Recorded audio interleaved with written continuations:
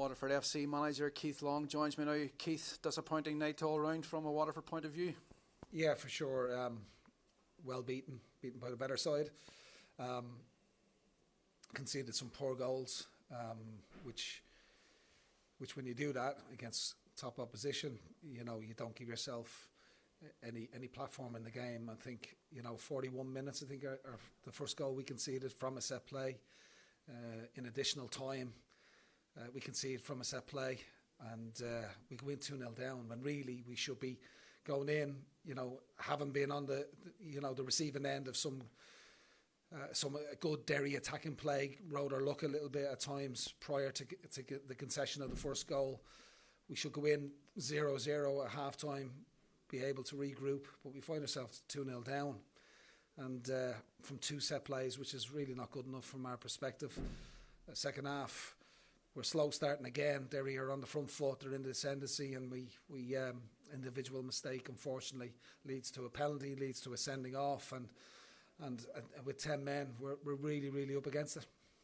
It's funny you should mention the 10 men, because when you went down to 10 men, you did hold your own for the remainder of the game. Yes, no, I think we actually got better when we were down to 10 men. Our shape changed a little bit, so we went with 4, with a 3 in the middle and 2 up top.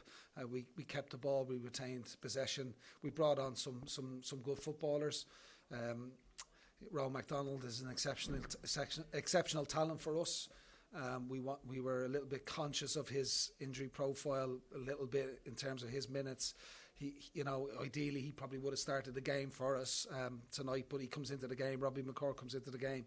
We make some changes and we keep the ball a lot better. We retain possession a lot more. We looked like we had a bit more of a cutting edge up top with the 2 boys up top. Podge Amond, Evergreen working ever so hard. Connor Parsons working ever so hard.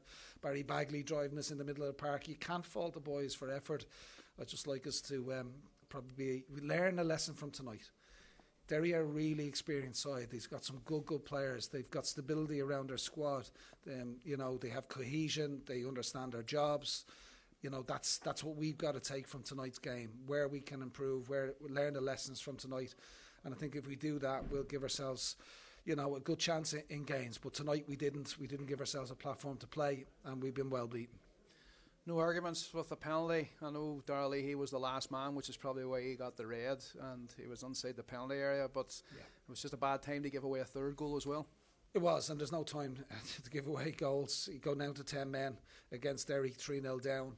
Maybe it's easy to play a little bit at that point, but I do think the boys did really well then after. Young Joseph Ford comes in for his debut off the bench for Dara Power. It was not ideal in the first half to make that switch, but I think he copes really well, albeit that maybe have to look at the first goal position and so on. So listen, we can take positives from tonight's game individually, collectively. I think we can do better. I think, cut out some of the mistakes that we've made, learn the lessons from a really good side, some good players, physically, technically good players, lots of cohesion, lots of stability, like I said, around Derry, their squad.